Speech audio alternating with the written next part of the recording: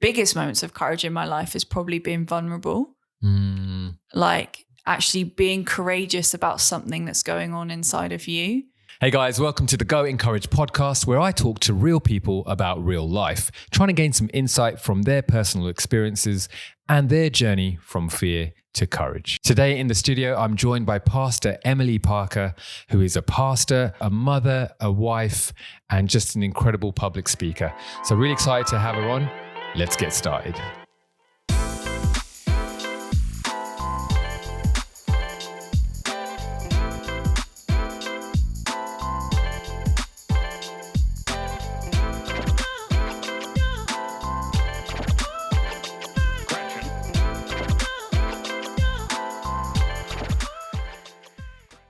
Here I am with Pastor Emily Parker. Hi, Emily. Good afternoon, Rix Banga. How are you? I'm good. How are you today? Yeah, I'm right. Thank you. Excellent.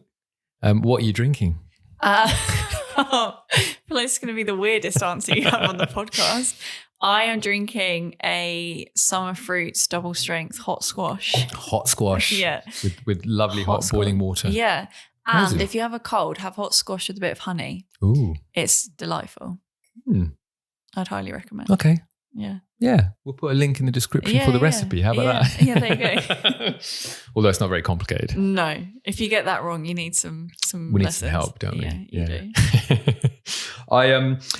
It's become a little bit of a tradition on this show to ask our guest what their name means. Do you know what Emily means? I do actually. Ooh. So Emily, can I tell my first name and second name? Yes, of course. So my first name's Emily, my middle name's Siobhan. Emily actually means to work hard. Interesting. And Siobhan means by the grace of God. Ooh. And so when I found that out, I loved it together because I was like, you work hard, but by the grace of God. So it's not just like I'm striving to achieve things, but I do it under the grace of God. Amazing. And how old were you when you found out what that meant? Maybe like in my early 20s. Okay. Yeah. Because I wonder how that would have impacted the way that you think about yourself. Yeah. No, I don't think I knew that beforehand. Right. And if I look at myself as a teenager, I'm not sure to work hard would have necessarily been a description of my life. So when I found out, I was like, so then by the grace of God was a really helpful addition. Right. Yes. So it's him, not you. Yeah, basically. Amazing. So where are you from? For people who are listening who don't know who you are, where are you from? Well, easy answer is England. Yep. I was born in Bagshot. Okay. So which is southeast. Yes, England. Surrey. Sorry. Yeah. But then I moved to Switzerland when I was 6. Oh, wow. So I lived there 4 years. And then when we came back from Switzerland, I lived in Cambridgeshire for 10 years. And now I'm back down southeast in Berkshire. In Bracknell. In Bracknell. Is there a big difference between all of those three places? Yes, there is. Are you comfortable telling us which of the three places you loved the most? Oh, for different reasons. Definitely not one more than the other. Okay, that's fair. Yeah. I like a bit of diplomacy. Yeah, of course. What did you like about Switzerland?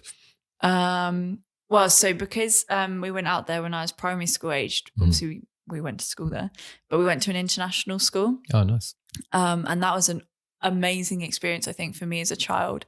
Actually, I think helped me with like self-confidence and being courageous in that sense. Interesting. Because you were in classes with people from all different nationalities, completely different to I'd been at primary school for 2 terms in England, so obviously hadn't got that embedded in, but you still get used to a certain way of what school is like. Sure. And it's very different. Like there's no school uniform, like it's different curriculums, different way of teaching. You have to learn to get along with, and you're friends with people from all different cultures, backgrounds, nationalities.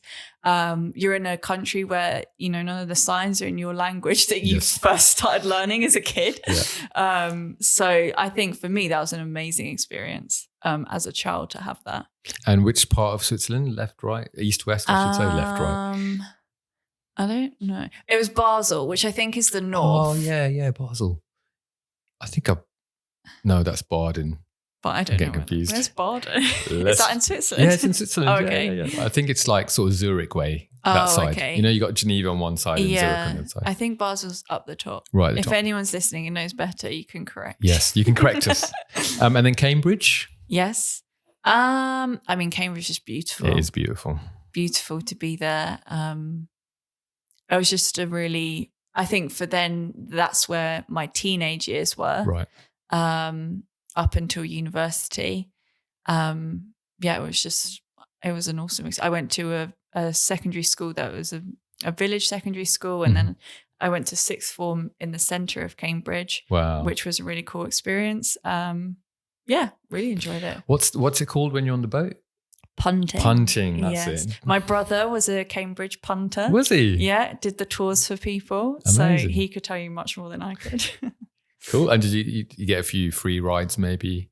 Or did you have to pay like everybody else? I don't know if I actually ever did. Oh, okay. I feel like he needs to pay for me to go on one. Yeah, so I think that's fair. It. Older, younger brother? 18 months younger. 18 months younger. And is it the two of you? Have you got Yes, just the two of us. Just me and my brother. And did he go out to Switzerland as well? You were both out there? Yeah. Our whole family went. My dad's job, he got a job out there. Took us out there to Switzerland. Cool. Yeah. Awesome. And now you're in Bracknell. And now I'm in Bracknell. Berkshire.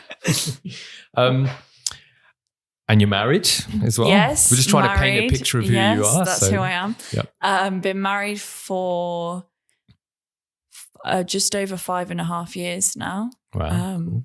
Which, I'm for a seasoned married person like yourself, feels like nothing. But to me, it feels like a good innings. It's a season. Yeah, absolutely. 5.5 years. 5.5 years. And have one Lord toddler who's 2 in January called Samson. Yay. Go on. And anything in the future, maybe? Anyone on the horizon to join Samson, maybe? Maybe.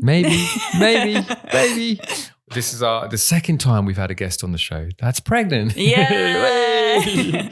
We love life. Yes. Life is good. When you were a young girl, thinking back to in maybe Switzerland days or even before then, did you have a dream about what you wanted to be when you were older? I went through like a bunch of different ideas. Sure. Nothing super significant about any of them. But there was quite a significant thing I do remember when I was a bit older. So when I was younger, it was like teacher or like, then I moved into wanting to be like a fashion journalist. Oh. And then what else did I want to be? I thought at one point, because I did quite a lot of athletics, maybe I'd pursue that a bit more. Right. Next Olympian. Yeah, that was the dream. But never really there was never like, this is what I want to be from a young age. But when I think was a bit older, probably gearing towards late teens, early 20s, I remember just knowing I wanted to do something that helped people. Right. Like that was literally my premise. Like whatever I end up doing, I want to be something that helps people in some way. And I really didn't know what that was. And what's even more hilarious, if you know what I'm doing now, which we can explain as well. Or you did, didn't you? Did you explain what I do now? Well, we'll get into that. Okay. So I knew I wanted it to be in Europe. Mm-hmm. Like I wanted to do something that helped people in Europe. That's all I knew. This was, and this is probably before like I'd really got on my path like with Jesus, because I'm a Christian. Like I'd known about Christianity, but hadn't really lived it up until this point. So, but I got this like before that point. So that's kind of what I knew I wanted to do. Amazing. And why Europe? Why at that age? I think maybe because I'd lived in Switzerland. Because of Switzerland. Yeah. And so I just always like felt connected. And when we were in Switzerland, there was quite a lot of stuff going on in, I don't want to get it wrong now, I think in Bosnia. Right. And there was like, so we used to write letters to like orphanages or people who were affected by some civil unrest in some of those nations. Right. And so there'd always been that kind of, I think, maybe started that connection or link there. Amazing. And it leads on to the next question really well. What do you actually do now? So now I am pastor of Flow Church alongside my husband. And it is a church with a vision to reach the continent of Europe. So I literally help people in Europe. Yay. So, which is how that whole thing was really bizarre when I realized that. I think you're the first guest on the show that had an ambition that you're actually doing now. That's amazing. Yes. Way. Yay. We should have prizes. Yeah, I should. Where's the confetti cannon? Where's it? Okay, so can you tell us a little bit more about you being a pastor? What does that look like? And being a pastor is definitely a very unique job role to have. It's not 9 to 5 office hours in one place. Okay. It's 24/7 and can be anywhere, and has many different demands on it. So there's only my husband and I currently, the only full-time employees currently. I'm believing for future. Bit of growth. Employed at Flow Church. So there's obviously a lot of like the organizing stuff you can imagine you'd have to do with church. Like we obviously do all of that stuff, like around venues and teams and looking after people, that kind of stuff. But then there's also the role of actually like pastoring people, is actually getting alongside them and helping them grow, helping them develop, like, you know, making sure your church is going in the right direction. Biblically, we're following the Bible, you know, listening to God for what we think he's saying about what Flow Church should do next. So like a job description for a pastor is like nigh on impossible, I think, to nail down. But yeah, it's a bit of a flavor of it. And you know, for people who don't use the term pastor or quite understand what that is, could you speak to that maybe? Would you say it's a church leader? Would you say it's the equivalent of a priest in a church, that kind of thing? Like both and more. So pastor within the Bible is a bit more synonymous with the word shepherd. Right. So if that's helpful in people imagining and picturing like the role of a shepherd, like looking after your flock, looking out for danger, guarding the gate, you know, you're there to kind of help a group of people to make sure they stay in the things of God that you know are best for them, and looking out for distractions or things that are going to take them kind of off course. And then, you know, how does church then help people do that? So, you know, does our worship do that? Does when we, you know, teach from the Bible, how does that do that? You know, when we sit and have counsel with people, how does that do that? So yeah, that's kind of, in short, my husband would probably be far better at explaining it. This is great. This is great. Yeah, that's a short kind of version of what it is. It's not a very common word in England. Yeah. When I fill in forms, people are like, pastor. Pastor. There's like, is that vicar? And I'm like, sure. That's the language that people understand, because that's been the dominant framework of church within England. But it's that, but encompasses, I think, a bit more, from that. I was going to ask you one thing. It doesn't have to be one thing, but what comes to mind when you think about what you love about your job? I actually was thinking about this the other day, like, because I'd spent time with someone and they were processing some quite difficult stuff. And afterwards, I just thought to myself, I really love the privilege of getting to sit with people when they're going through stuff. Like, that might sound a bit strange, but for me, it's such a privilege that someone would almost bare their soul in that way, like stuff that's really hard to share, stuff that's painful, you know, stuff that can feel maybe a bit embarrassing or ugly, yet they open up, you know, in the space that is created. I feel that's such a privilege. Like, it's such a privilege. I don't take that lightly. And it's something I do love about my job, that I get to hold and create that kind of space for people that lets them get out of those things and into freedom. Amazing. Yeah. Sounds so fulfilling as well. What an incredible thing. And you know, just to press into that whole shepherd analogy as well, you know, it's looking after that particular sheep, let's say, and allowing them to shred whatever it is that's holding them back. Yeah, it's incredible. Do some shearing. Do some shearing. Shed the winter coat. We'll probably come back to this, I think, because it's, you know, it's part of who you are. But I thought we could press into a little bit about you and some of your maybe character traits. And so one of the questions here is, are you more introvert or are you more extrovert? I'm both. You're both. Yeah. You're another ambivert. Yeah. Amazing. 100%. So in my understanding, if you're an extrovert, you sort of draw energy from being around other people. Whereas an introvert, you like to maybe have some time to process and recharge your energy being alone. And you're saying you can do both of those things. Yeah. Sometimes I need time on my own. Sometimes I need time with people. If there's too much of the other, then I notice I need the other thing. So, always kind of come out equal in that.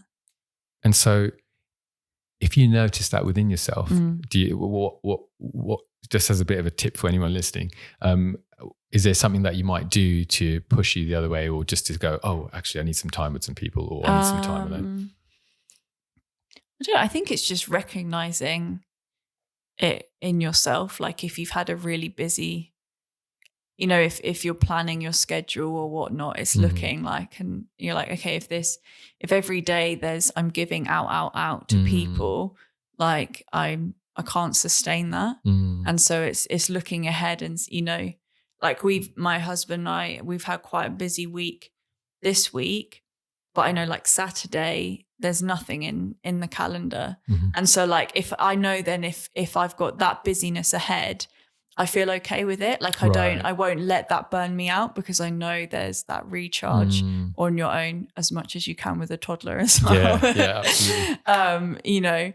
And so like, I think it's just looking ahead and seeing like, not just kind of letting it run and then burning yourself out either way and then going, oh, I need to rectify this. But like just being a bit balanced and sensible in how you look at what you've got going on. Yeah, absolutely. And I think, I'm only asking if you're introvert and extrovert, but I like where this is going. Sure. I think it's so common for people not to recognize that within themselves, whichever way they are, and to kind of, get to a point where they're burnt out and then, understand, not understand, but realize, I could have done this a bit better. Yeah. Well, I also think both, time with people, getting energy from people, time alone and getting energy from that. I think both are important for people to have in some way or another in their life. Yeah. If you are constantly like around people and constantly living your life, with people and busy in that way, like you're never going to be on your own, which means you're never going to address actually what's going on with you in alone time.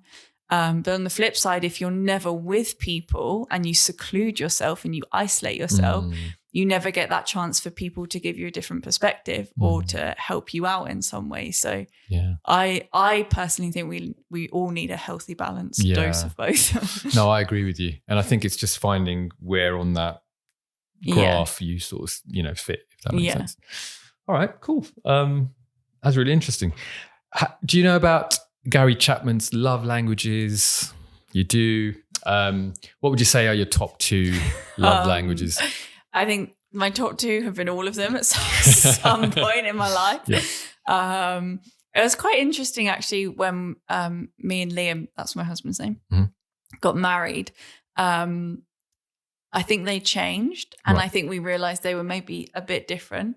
Like he kind of realized his top one was probably acts of service. You noticed as I did tidying and things around the house, he was like, actually, I really appreciate this. Whereas before you're in that setting, you're never going to realize that. Yeah, that's fair. Like, obviously he would have done stuff when he lived at home, but you just don't see it in the same way. But I think probably always up there for me is words of affirmation. Right.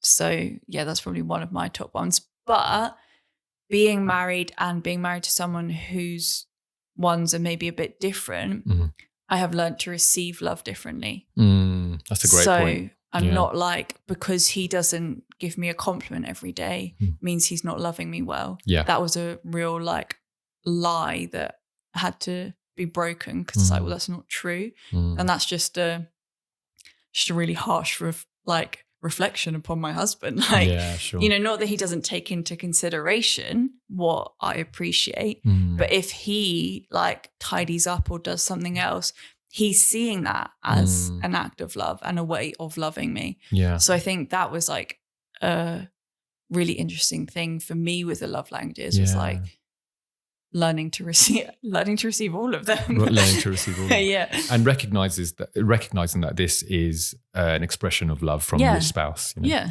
Yeah. I think one of the things about personality tests and all the rest of it is we can get caught up in, okay, this is my label now and I'm going to stick within this. Yeah. But there is a value in trying to get a broad understanding of what works for this person, and then just, if you're going to throw eggs in some baskets, try and throw more in that basket, but then there are other baskets to throw the eggs in. Yeah, and I do think if we get too rigid on some of those things, it can actually be more damaging for a relationship than it can be helpful. And these are tools that are designed to help and help your relationship be healthier.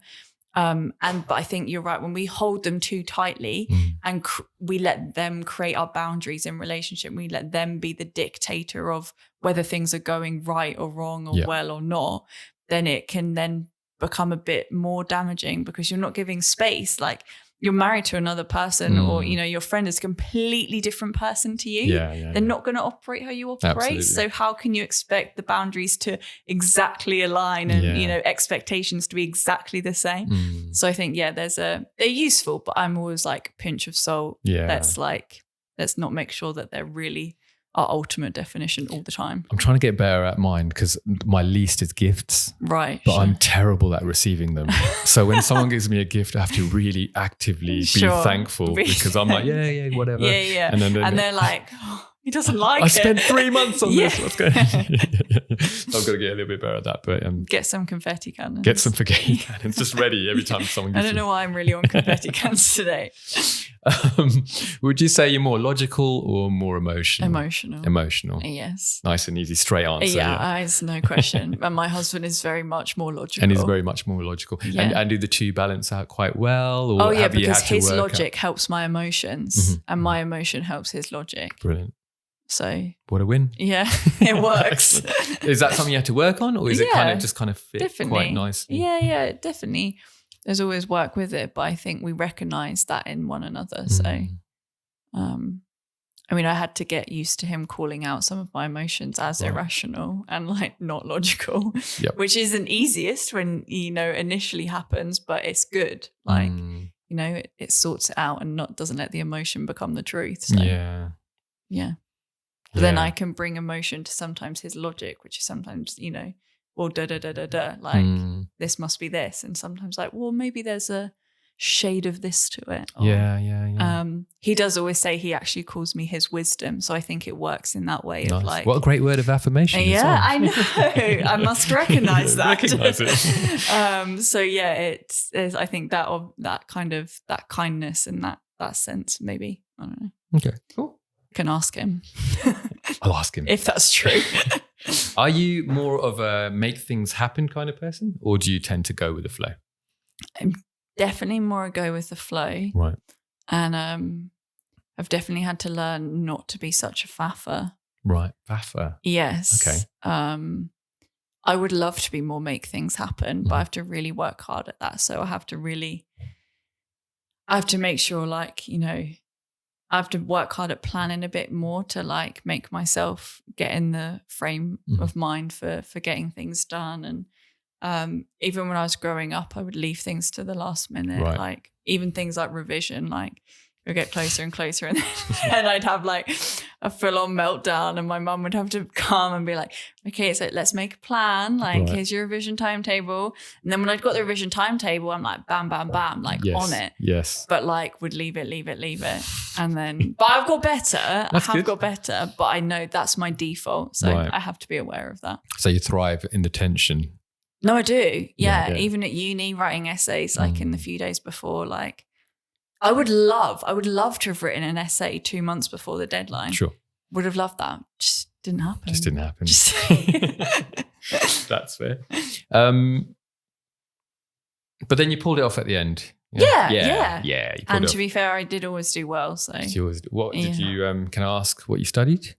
I studied law at university. Law. Yes. Wow. Okay. So I did have to pull my finger out of it more than. Yes. Amazing. You can't coast through a law No, you degree. can't coast through. Just sitting in the back and on your headphones. No, it didn't work. That actually did help me, teach me to be on it a bit more, make things happen. The fact that you did law or the headphones. Yeah, because just put my headphones on because you can't coast. Like, sure. And I remember getting some results and being really disappointed because I knew I could have got more and done better. And I knew I was capable of that. I just hadn't put the work in. And I was like, that's probably not a good attitude to have. So yeah, learn from that. Yeah. Don't leave essays to the last minute, children. What's a good compliment that you remember that's been said about you? I know there's probably loads to choose from, but is there something that stands out that made an impact on you? So we did this activity once with our team leads at Flow Church. Right. So they're our team who lead the different areas in our church, as the name would suggest. And we had a guest come and sit with us, and he got all of us to call out what someone else's superpower would be, like a spiritual superpower. So like we're obviously all Christians. So like, what do we help people in their walks with Jesus? Right. And someone said of me that I always reflect and help other people think about intimacy with Christ. And that was a real compliment for me because I think that's one of the biggest heart I have, I think, for people who have given their life to Jesus is that they keep growing in intimacy and closeness with him and realize that is the most should be and can be the most treasured and most beautiful and most deep relationship that can exist in their lives. So when that was recognized and called out, you're like, oh, that's really awesome that people see that when that's such a desire of yours. So, that's a great compliment. Yeah. And sort of digging into that a little bit, intimacy with Jesus. Yeah. What does that even mean? Well, like you build a close friendship with someone. Right. It's exactly the same thing. Okay. So getting to know him, getting to know what he's like, letting him speak into you, letting him change you, letting him, guide you, him being a place of, like a secret confidant. Wow. You tell secrets to him, you tell your deepest thoughts to him. That's what building intimacy with Christ is. Imagine, you want to build intimacy when you're married between the two of you, and it's in the same way. It's building that relationship, taking it deeper, not just keeping it surface, not just keeping it to one day a week. Yes. Like you involve him in everything. And so that's what that journey is about for me. Interesting. I think it's so easy to maybe for people who aren't Christians, let's say, or subscribe to any type of religion, spiritual, whatever label you put on it, to hear that you can have an intimate relationship with Jesus. Like you can actually do that as opposed to subscribe to a set of belief systems or values and say, I can align with that. Yeah. Yeah. And it can be different for everyone. Yeah. Obviously, there are some fundamentals we have to follow from the Bible, but as my relationship with you is completely different to how other friendships, are different. There are different things that get brought out and you relate to one another differently. And so it's personal, it's unique, it's individual, and Jesus can have that with all of us, which is what is so amazing. That is amazing. Oh, thanks for That's all right. explaining that a little bit more. What do people misunderstand about you? Okay, misunderstand. My husband or my mum could probably answer that well for you. Right. We'll just get him. We'll call him now. Yeah, can get him on the line. Okay, so something that they have both said to me before, which is like a misunderstanding in part, but also held truth for me to work on. So I don't want to just say this as like they misunderstood me. So they have said that sometimes there's like a tone that I can use with my voice that can be quite cutting. So the closest people to you is usually the easiest to take it out on. And at first, like I was so defensive about that. And I felt like it was a misunderstanding because internally I'm like, well, that's not what I mean. Like, I love you. I appreciate you. Like, you have good I respect you. intentions. Yeah. Like, you know, it's why would you think I'm against you? Like, that's not my heart. That's not, you know, how I am towards you. But for them, that's not what they're hearing. Right. And so even though it might have been a misunderstanding of like what my actual heart was, in some way there must have been something going on, because that's not what my voice and words and actions were demonstrating. So, Right. you know, it was a misunderstanding in part, but at the same time, it was a way for me to go, well, hang on a second. Like, I might feel like I've been misunderstood, but actually there's learning here for me, because the people I'm closest to are feeling hurt by something I'm saying, or a way in which I'm saying things. So yeah, misunderstanding, but also I was like, hang on, there's something for me to learn here. There must be some truth to this. Like, you know, it's not just me like, well, they're misunderstanding me. I'll just carry on however I want. It's actually, what am I doing? How can I learn from this feedback from them, if you will? That's great, because there's a bit of self-analysis going there and sort of stepping into the feedback that you get. Yes. Yeah. It's very mature. Yeah. Well, I mean, didn't happen straight away. There were many times where I was like, well, that's not what I mean. Like, of course I love you. Like, of course I appreciate what you're doing. Sure. But I would always go away and reflect, and then be like, well, if, you know, after the 5th time of having this conversation, actually, you know, perhaps there is something I should Maybe be. It's I me. should, I should be learning here. I think I have a bit of a theory around, you know, the way that you talk to yourself on the inside sometimes gets, not sometimes, can easily be projected onto those your nearest and dearest, which isn't, you know, which isn't a reason for doing it, but it is a little bit of a, you know, yellow light, so to speak, to have a look at the way that you actually speak to yourself on the inside as well. Yeah, sure. And it's like, they're probably the safest place to do it as well. Because, you know, it's like you're saying, it's like, well, they love me and they're for me, you know, so if I do this and they're not going to leave me or or whatnot, you know, my mom can't stop being my mom. Absolutely. So yeah, but it's a indicative of something else going on. Yeah. And I think, I know we're talking about you here in the misunderstanding, but actually it's a great lesson in that for all of us to go, oh, you know what? How do I talk to myself? How do I think on the inside? Because what happens here comes out, doesn't it? Definitely. Yeah. Definitely does. It's an overspill. So part of going courage is to go. It's in the title, which requires action. So there is a sense of productivity about what we're trying to achieve here. So I'm interested, do you have a routine or a rhythm about your life that helps you stay productive? Yes. And for me, getting into a good rhythm made my productivity like increase so much more. And I think especially in the job that I do, I don't have to show up at an office with a boss going, you know, where are you? Like, you know, here's your deadlines, here's your projects. Like, there aren't external factors in that way to help my productivity, which in previous jobs, like I've only been a pastor for, golly gosh, 4 years now. I could say that's quite a while now. 4 years. Wow. I didn't even realize Where's that. the confetti? Yeah. Where's the confetti? What was I saying? Oh, yeah. In other jobs, they've had those external factors that have helped, you know, especially with what I discussed before of having the tendency to go with the flow a bit more. Yes. Those external factors were really helpful in productivity, whereas it was a definite learning curve for me when I stepped into being a pastor full time. Right. There was none of that. You're in this your week stretches ahead. It's this super spacious week. Yes. You know, and there's obviously like you meet with people, but a lot of the time that's in the evening because people are at work. Yeah. And if you have meetings, that's in the evening because, you know, volunteers are at work during the day.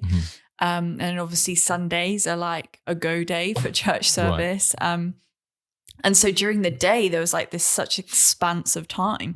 And so getting a rhythm to our week has helped. And we've had to adapt and adjust that in different seasons. So before we had Samson, our little boy, you know, it was a different rhythm. And we had Mondays off, and then like we had different, things we did on each day. We would kind of give them a focus, but when you have a child in the mix, like you can't afford childcare because that's very expensive. It is very expensive. It takes on a different, you have to adapt and adjust it. Sure. And I notice when we get out of rhythm. So like recently in my first trimester of pregnancy, I was really sick and nauseous. Right. And so, I mean, everything went out the window like for a couple of weeks. And then it was really hard to get back into it. Yes. And so I do notice when I'm out of rhythm, the productivity definitely goes down. And it's super helpful for me. But I have to really work at being disciplined to put the rhythm in place. Yes. And that's something my husband is actually, good at getting us to do. Right. Kind of fits in with that logical side as well, I guess. Yeah. And getting a rhythm to our week. And, we recently sat down and looked at like the first quarter of 2023, because if we don't, then it just comes and gets ahead, and then you're just reacting rather than, being on it and being active to something. So rhythms definitely equals more productivity for me, helps me go more with what I'm meant to be doing in life. Which is interesting, because if you are a go with the flow person, not you, but us as people, and you think about having a routine, it just sounds like, oh, my freedom is gone. Oh, routine, that's what, they do. I don't do that. But actually it gives you more freedom, doesn't it? Oh, totally. And like, it's not like you have to be regimented. Like our rhythm is probably very flexible compared to other people's, right? But we can afford to be that, and we're not like, if we don't stick to it, every single hour of every single day of the week, then that's really bad. Yeah. You don't get your sticker for the week. But I guess we use it maybe as a framework, and then if stuff comes up, we can adapt, because in our job role, that does happen. You know, if someone gets really sick, or they lose someone, or they're going through a personal crisis, like you have to respond to that. And so, you'll lose a day to that when you would have been prepping for a sermon, or that was your day when you were maybe going to be like with Samson for the day, so then we have to swap. So it helps us, yes, but we don't there isn't a rigidity to it. Like, we're not like, yes, that has to stick, and if we don't, then we're somehow failing. We are failing. I think having both of you together co-pastoring, well, I'm assuming, would be helpful with that, because now you can sort of fill the gap when the other person can't, and things like that. Definitely. That's a real strength. It's very helpful. Yeah. Brilliant. Good. Well thought out. Well thought out. All right. So I'm excited to get here. We're going to have a look at the word courage, and it's such a big topic. Yes. So I thought we could go wide and then start narrowing in. If that's okay. So what comes to mind when you think of the word courage? What does courage mean to Emily? I think like a few things come to mind when I think of courage.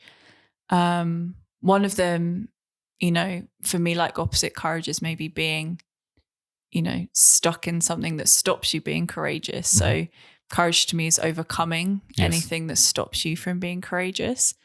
I think courage to me is like not necessarily, going for the huge, big things in life, which are courageous. But for me, moments where I've noticed biggest moments of courage in my life is probably being vulnerable. Like actually being courageous about something that's going on inside of you. I think have been for me personally, moments when I've seen courage, I feel like I've been most courageous in life. So I think courage to me is overcoming something internal that would otherwise have held you back, and choosing not to give in to that, but stepping out anyway. Those are some things that come to mind. And can you think of an example of when that's happened in your life that you feel comfortable sharing? Yeah, sure. I think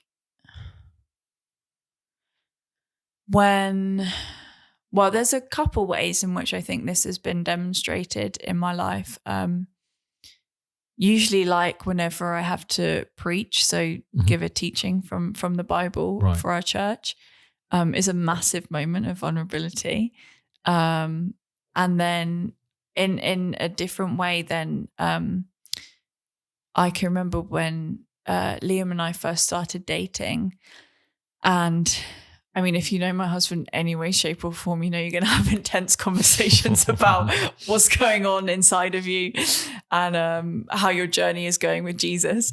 So, you know, our dates were always very interesting in that sense.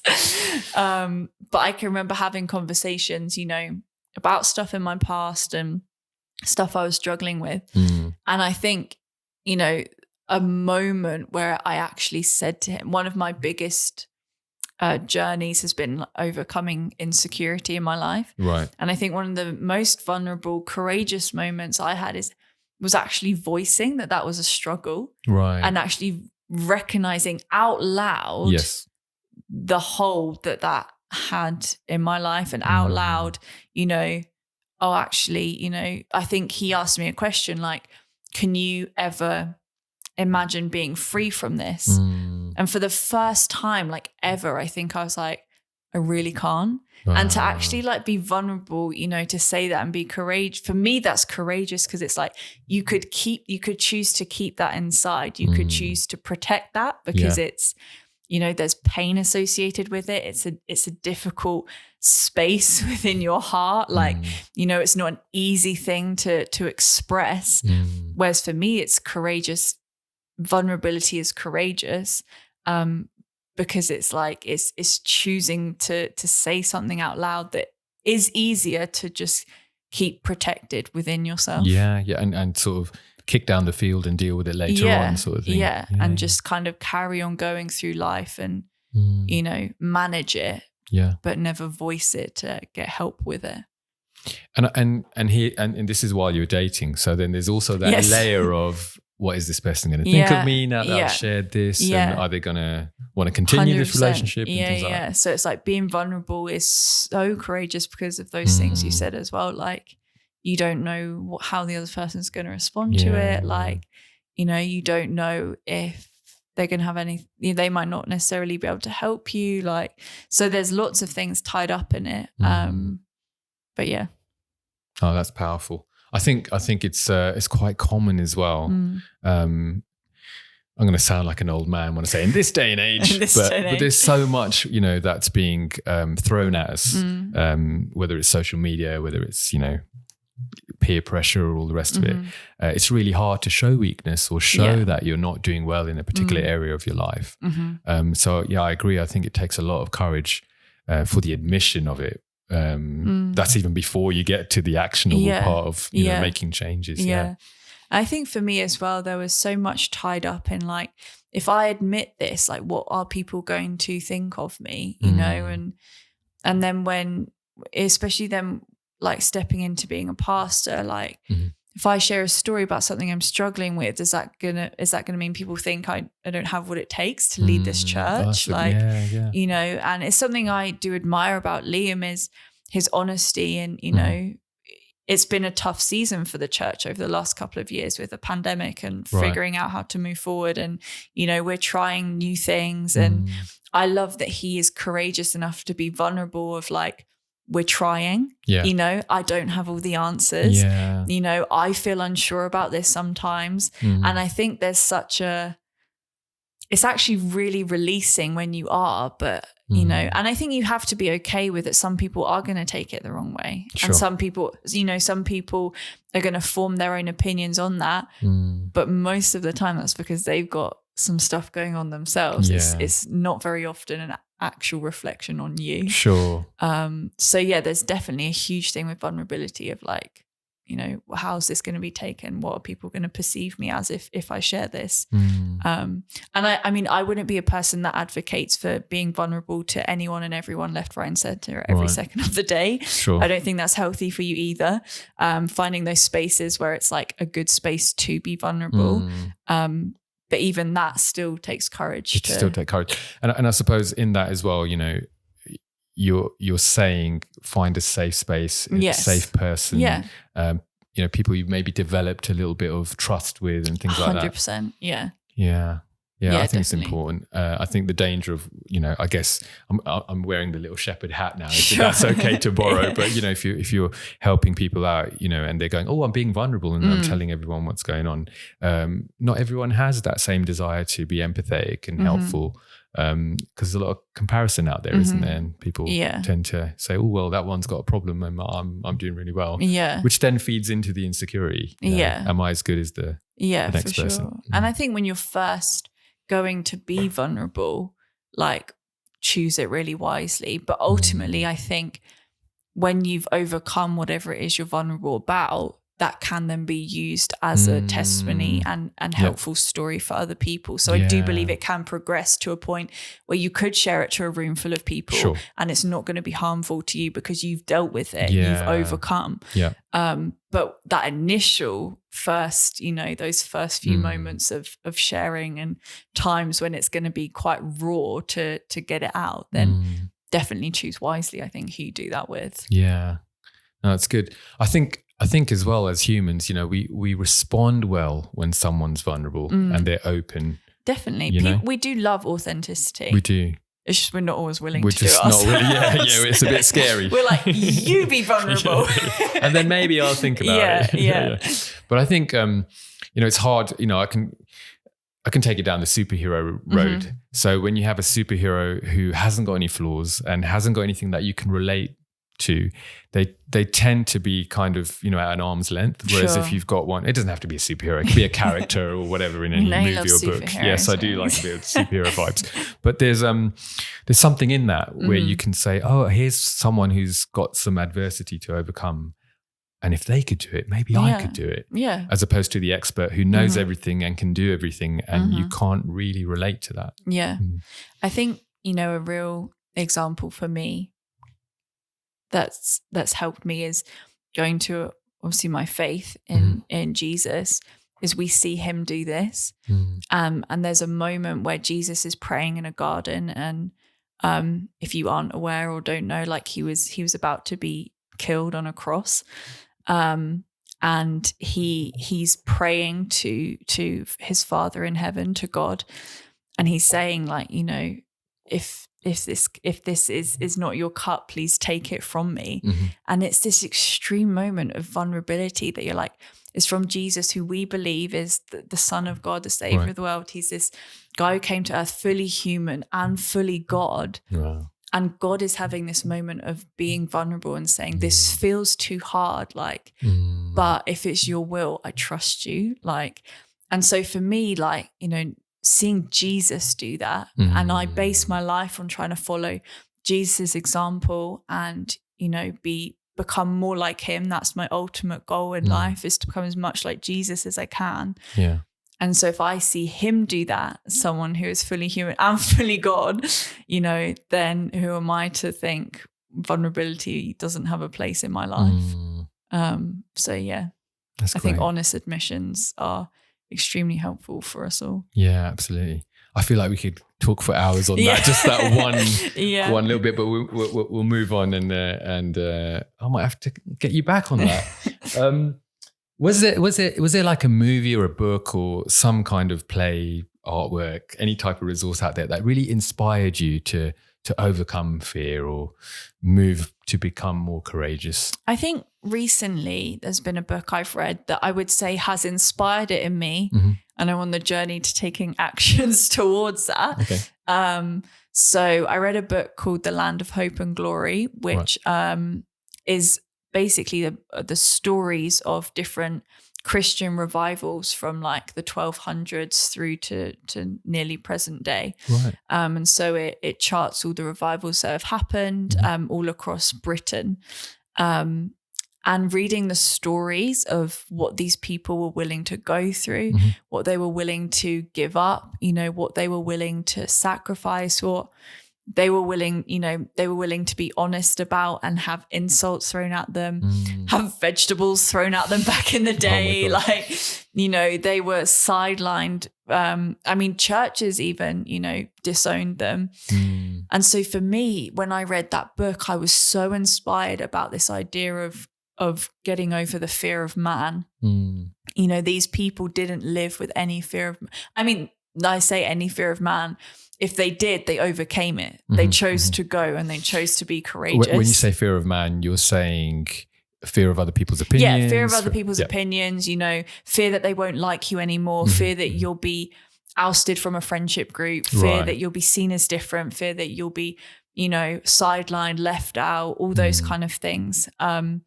And so they kind of didn't let that dictate how much they stepped out for the gospel of Jesus, like the good news of Jesus, what we call it. And so that's inspired me recently of like, oh man, there's so much more you could be experiencing if you stepped into courage and you were courageous regardless of how someone's going to treat you. Yeah. And so that's inspired me to like really think about, okay, where is fear still having a hold on me? Where am I letting it dictate my actions?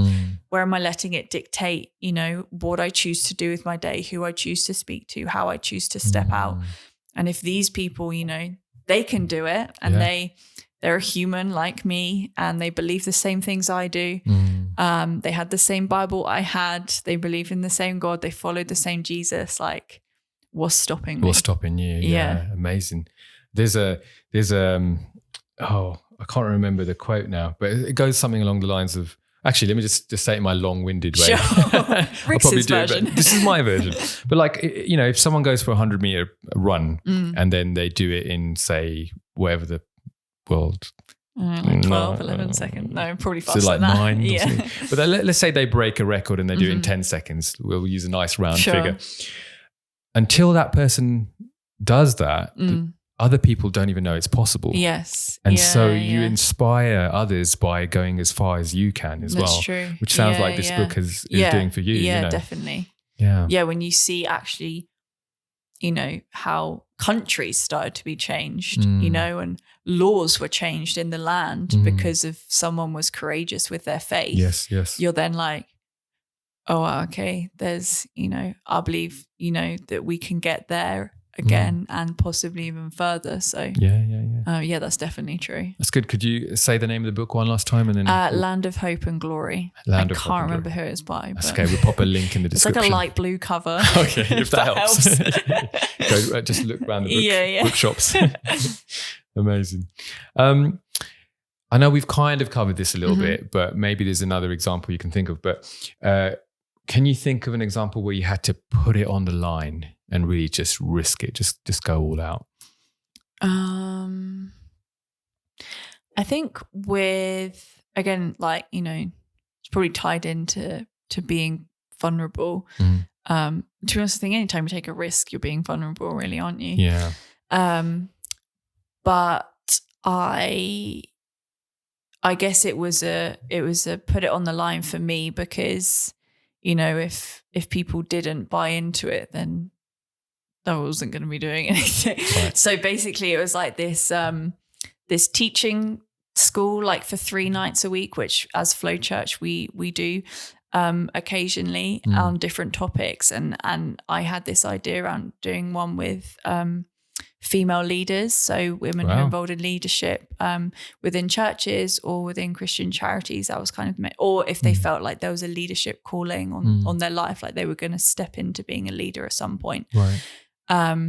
And so for me, that was a huge moment of putting on the line, because you have all these thoughts of like, well, who am I to run something for other leaders? Like, and what if they just think I'm being arrogant, or what if they think like, what's she got to share? Or, what if no one signs up? Like, or what if 2 people sign up? Or what if a bunch sign up, but then they come and they're like, that was rubbish, and they don't want to come back? And so for me, I think that was a moment of you have to put yourself out there and go, I really believe this is something on my heart. I believe it's been, for me with my faith, I pray to Jesus and speak to him. I felt like he had, like we were talking about that relationship. I feel like, he can speak back in that way. So I felt like he'd spoken to me about doing it. But until you actually step out and try, like you don't know. So for me, that was definitely it was a moment to be courageous. And it was a good moment to almost test, have I overcome insecurity? Because it's like, will I do it? Yeah. Even if it doesn't go right. Yes. And if it doesn't go right, will I still feel insecure about it? Or have I overcome that enough now that actually this, you know, even if it doesn't go right, that's not a reflection that I'm a bad person or struggle with things, you know? So that was probably a moment, where I had to step out, be courageous in that way. And how did it turn out? It was awesome. It was awesome. Yeah, it was. We had women from, I think, like 5 different countries. Amazing. And it was a really awesome time. Yeah, excellent. Yeah. So what did you learn from that experience in terms of, you know, putting it on the line, being vulnerable, having those thoughts beforehand, and then it happening, and you're saying it went extremely well? Honestly, first thing that came to my mind there was to not think about myself as much when I'm making decisions for things.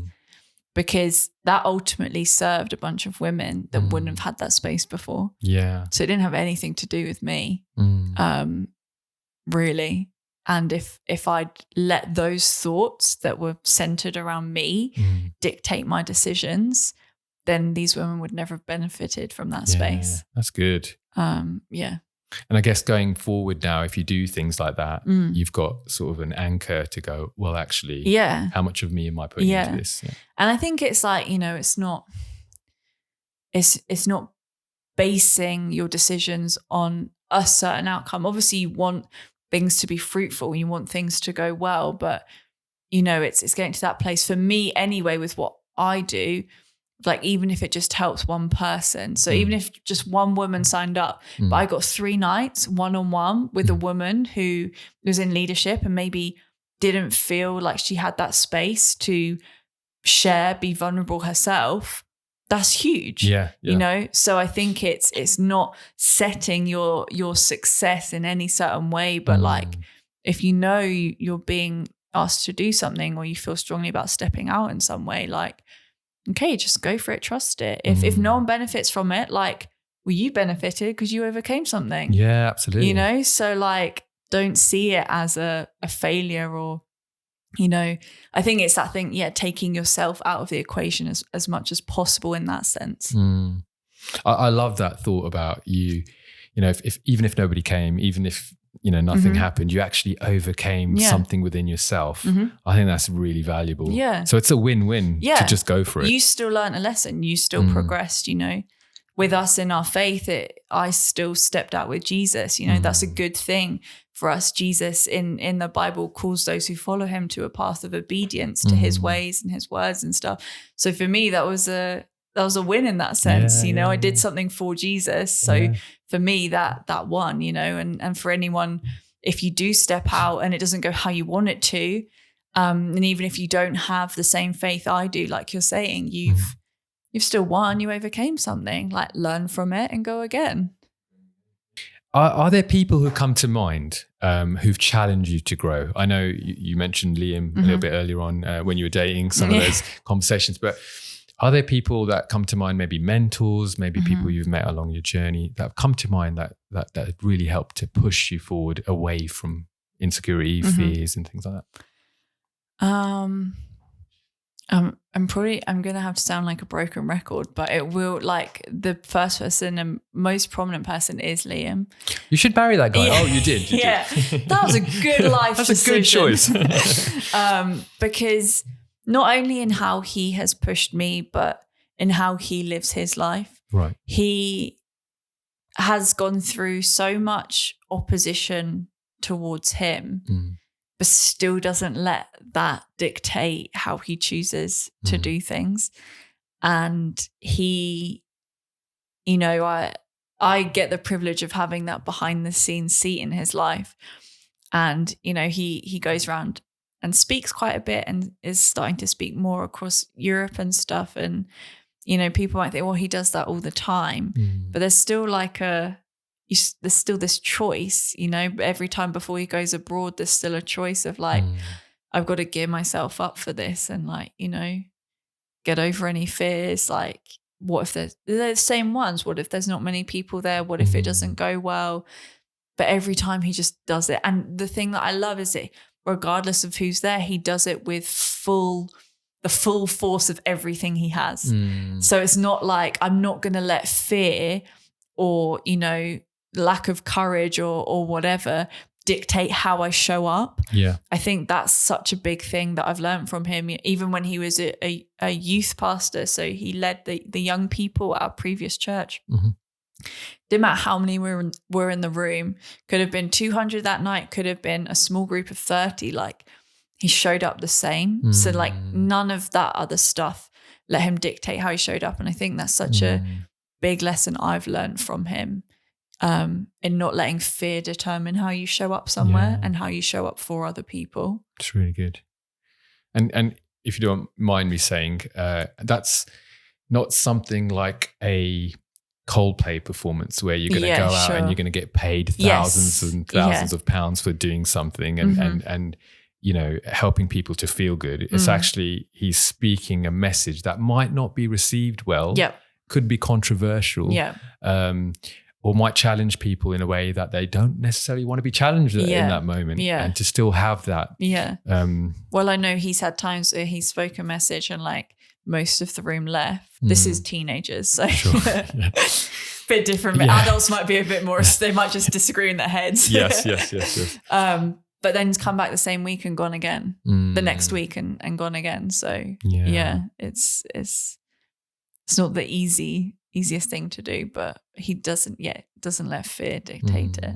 That's amazing, because that effectively, you know, courage isn't the absence of fear, is it? It's the decision to move forward despite having any fear or any kind of reasons not to do it. So yeah, that's powerful. Yeah.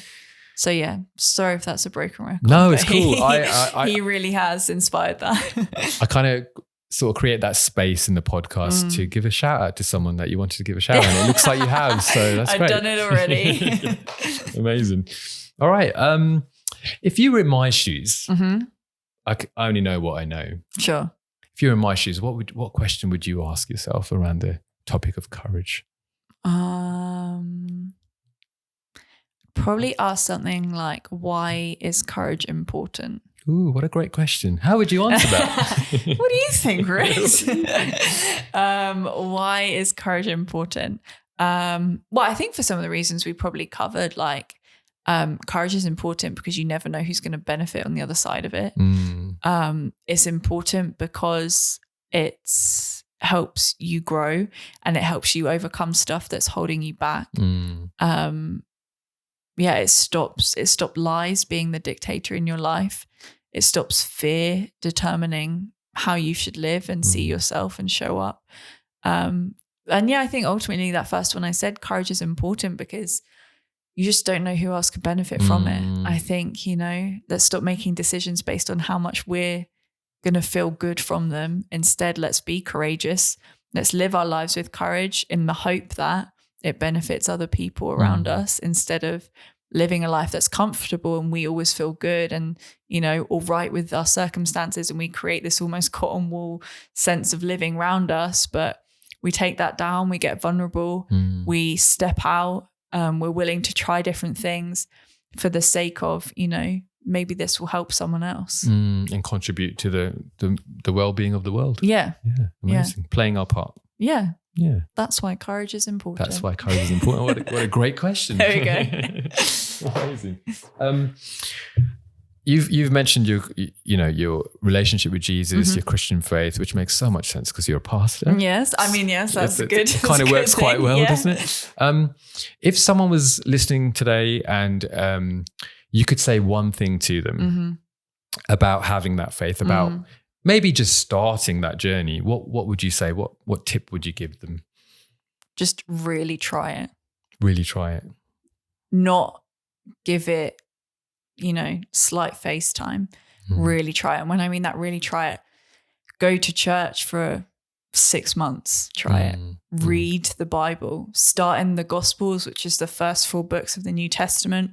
Read about who Jesus is. I think we have such an idea of Christianity from whatever setup we've had in England. But I want people to get to know Jesus. And that's, it's a basis of my faith. And so I would say really try it. Don't just go on a Christmas and Easter. Don't just say you've tried occasionally praying or you've gone through some religious ceremony of some kind, go to church 6 months, read a Bible, find a Christian. You will find them. Look hard enough. Ask some questions, actually explore it like your life depended on in that way, because we obviously have that kind of belief, like actually try it out seriously and properly, like consider it in your life.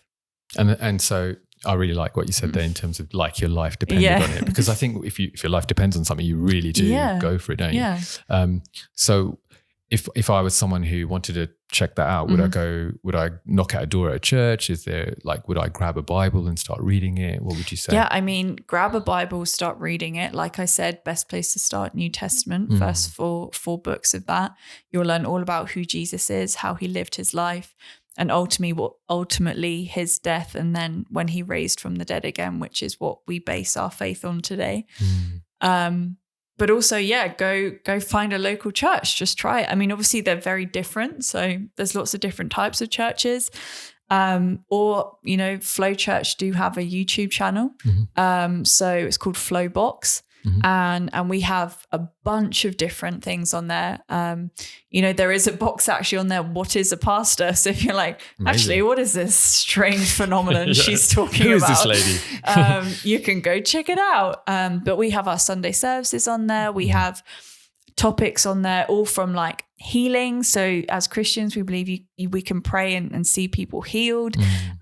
We have guided prayers on there. So if you're struggling with sleep or anything like that, like you can listen to prayers. We have some other box sets, on some different topics. And then some Sunday services on there. There's some music on there too from some of our people who sing and play instruments. So that would also be a great place for people to start exploring. Yeah, and not so scary because you can just pop on YouTube. Just look on YouTube, Amazing. Find something that catches your attention and just see what happens. Amazing. And you have a website? Yes, www.flowchurch.co.uk. Cool. So if you are local, our rhythm at Flow Church is a bit different for the weekend. So on a Friday night is online only. And that's where we do, it's called Word for the Weekend. Right. So that's where we teach from the Bible on different topics each Friday. And then on a Sunday, we have 2 different locations where you can go and have physical church with one another. And the idea of that is to connect with one another, have community time. And then also we do something called worships where we sing to God. And then we have time of prayer with each other as well. So they can find those locations on the website. Incredible. I think we covered a lot today. Yeah, that's good. I'm really thankful. I feel courageous. You feel courageous, yes. Building courage. Yes. If people wanted to connect with you online, where could they find you? So I do have Instagram. Okay.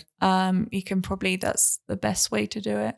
Parker Emily _. Brilliant. We'll pop it on the screen as well. The Instagram handle. Excellent. And I'm putting you on the spot here, but if someone had a question outside of that's come out of this podcast, could they send you a message or of course, a comment or something like that? Absolutely. Amazing. We have some exciting topics that we're going to cover next year. Parenting. Wow. Relationships. Wow. And we might even tackle a little bit of faith stuff. Okay. I'd love to have you back. I mean, all of those. Yeah. if you'd be willing to come back. I'll be here in a heartbeat. Amazing. I'll try and find some confetti. Yeah. I'd really appreciate that. That would be good, wouldn't it? That'd be good. Every so often. A good answer. A good answer. Yeah. What happens if you answer and there's no confetti in the background? Well, I'm courageous, Rix. And you've overcome. I've overcome insecurity. Amazing. I'm not going to let the result base how I feel about myself. Brilliant. I like it. Excellent. Well, thank you so much for being here with us today. Thank you for having me. Thanks you guys for listening at home. I hope you took something away from that. And whatever you're doing, go in courage. If you enjoyed that podcast today, please do take a second to click like, subscribe, and give us some feedback on the parts that you enjoyed most. Quick reminder, you can find us on Apple Podcast, Spotify Podcast, YouTube, Instagram, TikTok. Connect with us. We'd love to hear how your journey from fear to courage is going.